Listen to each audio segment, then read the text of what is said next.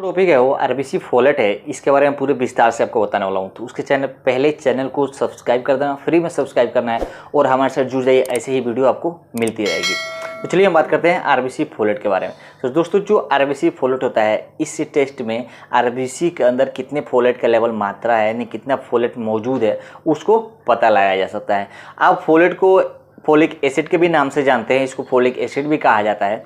और इस टेस्ट से दोस्तों हमारे टिश्यू के अंदर कितने फोलेट मौजूद है उसको भी पता लगाया जाता है। दोस्तों जो फोलेट होता है वो हमारे शरीर में यानी कि आरबीसी, डब्ल्यूबीसी और प्लेटलेट के फंक्शन के लिए काफ़ी ज़्यादा ज़रूरी होता है। फोलेट से हमें डीएनए सिंथेसाइज का भी पता लगाया जा सकता है, यानी डीएनए सिंथेसाइज के लिए भी ज़रूरी होता है फोलेट। जो फोलिक एसिड होता है दोस्तों, यह सेल ग्रोथ और सेल डिवीजन में भी अपना रोल अदा करता है। जो फोलेट होता है दोस्तों, वह आरबीसी में मौजूद कितने फोलेट है उसको पता लगाया जा सकता है।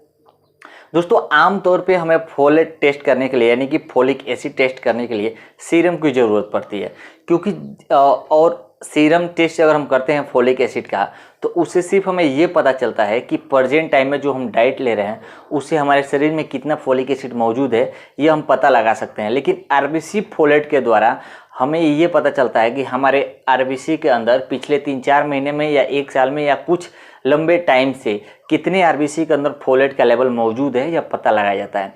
जैसे कि आप मान लो, जैसे हम जीएचबी यानी कि शुगर के लिए HbA1c जो टेस्ट करते हैं, उससे ये पता चलता है पिछले 3 महीनों में कितना रेशियो है हमारे शुगर का।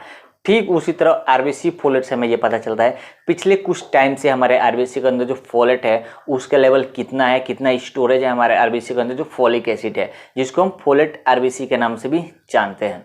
वो हम बात करेंगे ऐसे क्या कंडीशन होता है जहाँ पर डॉक्टर हमको रिकमेंड करता है कि आपको यह आरबीसी फोलेट टेस्ट है, यह आपको कराना चाहिए। तो मैं आपको बता दूं, अगर किसी पेशेंट को अगर एनीमिया हुआ है तो उस कंडीशन में आरबीसी फोलेट पता किया जाता है, क्योंकि फोलिक एसिड का लेवल अगर कम होगा तो एनीमिया में भी कम हो जाता है, तो वहाँ पे आरबीसी फोलेट देखा जाता है। या किसी को अगर सीरम फोलिक एसिड अगर लेवल कम है तो वहाँ पर यह देखा जाता है कि फोलिक एसिड यानी कि आरबीसी में फोलिक एसिड एक्चुअली में कम है कि नहीं है।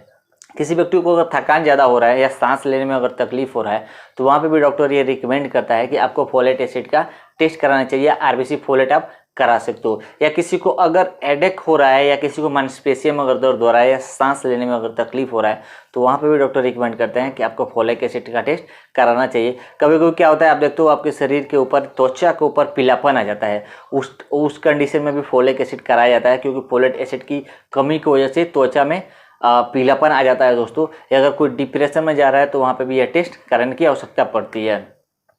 जहाँ तक हम बात करेंगे दोस्तों, जो फोलेट एसिड होता है, आप कभी कभी देखोगे अगर किसी व्यक्ति का विटामिन B12 का लेवल अगर कम होता है तो वहाँ पर आप देखोगे जो फोलेट होगा, आरबीसी फोलेट होगा या फोलिक एसिड होगा, उसका भी लेवल कम हो जाता है।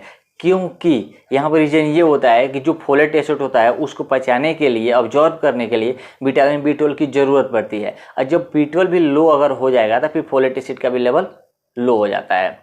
अब हम बात करेंगे इसके नॉर्मल रेंज के बारे में।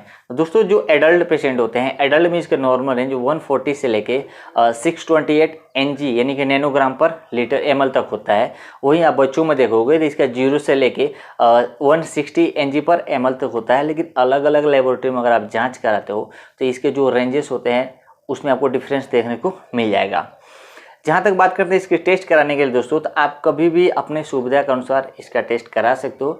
किसी भी तरह की प्रिकॉशन की ज़रूरत नहीं पड़ती है और आपको सेम डे ही रिपोर्ट इसका मिल जाएगा। लेकिन कुछ ऐसे मेडिसिन होते हैं जो इसके रिपोर्ट को ऐसे चेंज करा सकते हैं, यानी कि प्रभावित कर सकते हैं उस मेडिसिन के द्वारा। तो अगर आपको ऐसी कोई प्रॉब्लम है तो आप डॉक्टर से एक बार सलाह ले लो और एडवाइस लेने के बाद से यह टेस्ट कराओ। कभी कभी ये टेस्ट कराने के बाद से आप देखते हो कि जो इसके लेवल होते हैं वो लो आते हैं, तो इससे ये पता चलता है कि हमारे शरीर के अंदर जो फोलेट एसिड है उसका लेवल कम हो चुका है, हमें उसकी ज़रूरत पड़ेगी, या डाइट से या मेडिसिन से उसको कवर किया जा सकता है। तो उम्मीद करता हूँ वीडियो आपको पसंद आए तो वीडियो को लाइक करना और अपने दोस्तों के साथ शेयर करते रहना।